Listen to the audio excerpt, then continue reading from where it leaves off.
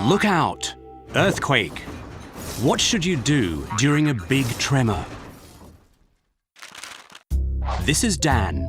He recently arrived in this country to start a job.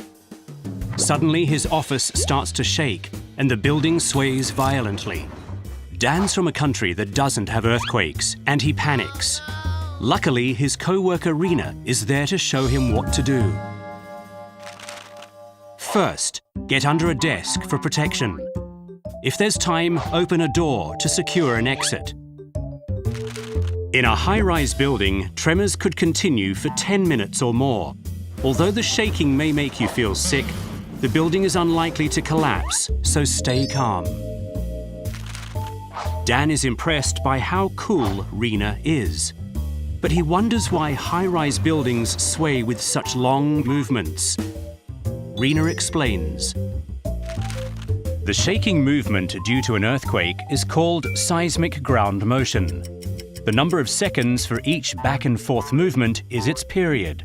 Depending on the length of the period, the movement is either short or long period ground motion. The thicker the ground's sedimentary layers, the longer the period. Because cities are usually built on plains composed of very thick sedimentary layers, they often experience long period ground motion.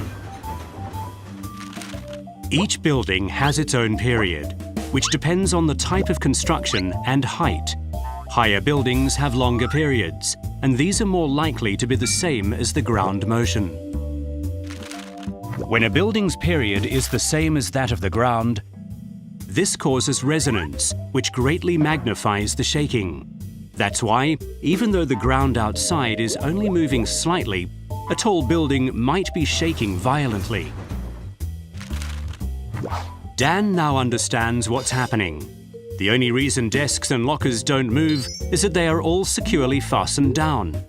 After the shaking stops, Dan asks Rena to lunch.